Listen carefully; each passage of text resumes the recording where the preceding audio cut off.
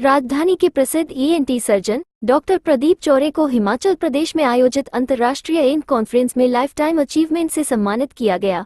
ये सम्मान विश्व प्रसिद्ध ओटोलॉजिस्ट डॉक्टर रॉबर्ट विंसेंट ने दिया। डॉक्टर प्रदीप चौरे पिछले 38 वर्षों से ईएनटी के क्षेत्र में अपनी सेवाएं दे रहे हैं और खासियत है कि आर्म्ड फोर्सेज के पर्सनल से किसी भी तरह का कोई शुल्क नहीं लेते हैं। From Bhopal, or from we can say from Central India, Dr. Pradeep Chaure has bring another laurel to the city. Recently awarded Lifetime Achievement Award at International ENT Conference, Himachal Pradesh. Dr. Pradeep Chaure ji, what kind of achievement and what will you say? सभी दर्शकों को नमस्कार, जय Bharat, Vande Mataram.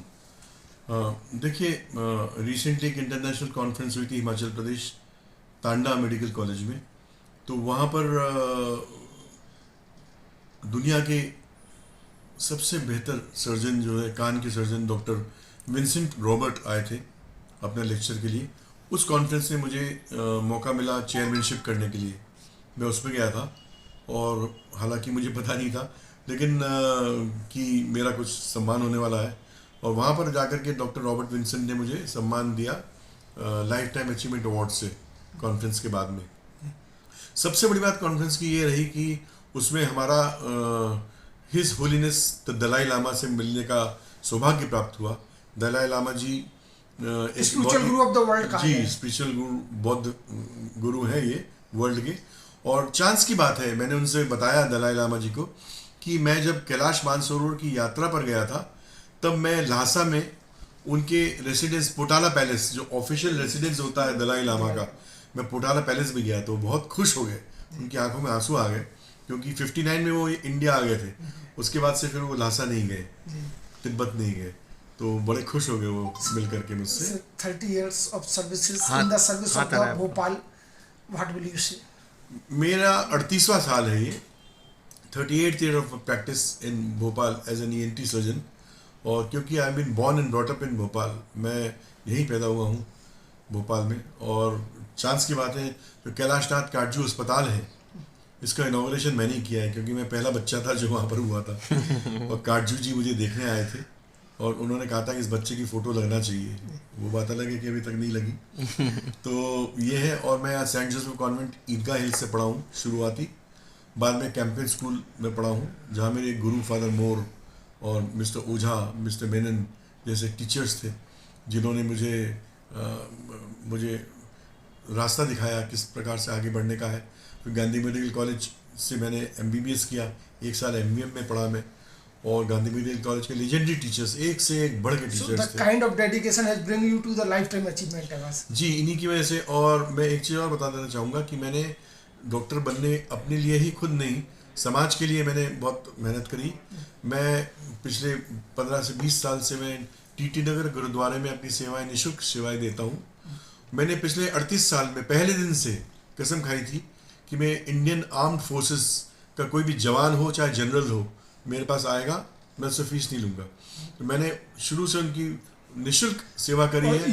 You have the motto that you have already paid fees at the border. Exactly, आपने शायद देखा होगा, बाहर लिखा हुआ है, no fees from armed force personals, you have already paid on borders. So the kind of services in the every extent of society, from the higher up, from the गजल गायक to the sports, everyone has been, you have served a lot. जी जी। अब देखिए, chance की बात है कि एक बार गुलाम अली साहब आए थे यहाँ पर, उनको समस्या हुई थी, तो मैंने उनका इलाज किया था, जिसमें अपने प्रोग्राम वो दे पाए थे।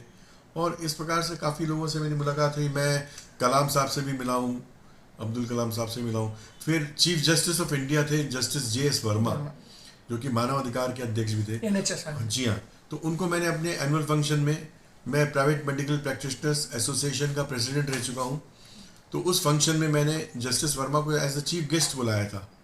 तो उन्होंने यहाँ आकर के प्रोग्राम में शिरकत की थी। डॉक्टर साहब, ENT फील्ड में काफ़ी एडवांस टेक्नोलॉजी एडवांसमेंट हुई है, उससे कितना मरीजों के लिए कितना अप्रोचेबल हो चुका है? देखिए, ENT वो नहीं रह गई जो हम ट्रेनिंग में लिया करते थे। आजकल ENT में सब कुछ एंडोस्कोपिक हो गया है। Endoscopic sinus surgery, endoscopic year surgery, endoscopic laryngeal surgery. और उसके अलावा जो गूंगे बच्चे बहरे रहते हैं, गूंगे बहरे बच्चे, उनकी उसमें कोक्लियर इम्प्लांट सर्जरी होती है, जिसमें कि वो आगे जा कर के सुन सकते हैं। हालांकि महंगा ज़रूर पड़ता है। लेकिन इस तरह से आजकल यहीं से नाक के थ्रू हम लोग ब्रेन में पहुंच जाते हैं, और जो पिट्यूटरी ट्यूमर्स ब्रेन के नाक के थ्रू करते हैं हम लोग। तो देखा जाए जो एडवांसमेंट हो रहा है उसका भी लाभ मिला। 38 years of glorious service to the public. What will you say? बस मैं एक ही चीज़ कहूँगा, देखिए मनुष्य जो है इस जन्म में बहुत कम समय के लिए आता है। उसको ये जन्म जो है पूरा लोगों की मदद करने में निकाल देना चाहिए। ये धर्म मर्म और ये सब चीज़ें तो बेकार की चीज़ें हैं कि हमें हमारा धर्म बढ़ाना है, सब नहीं। सिर्फ मानव सेवा सबसे बड़ा धर्म है, और जितना हो सके मनुष्य की मदद करना चाहिए। और मनुष्य ना पैसा काम में आता है, ना कोई चीज़ काम में आती है, सिर्फ नाम एक ऐसा रहता है और आपका काम ऐसा रहता है।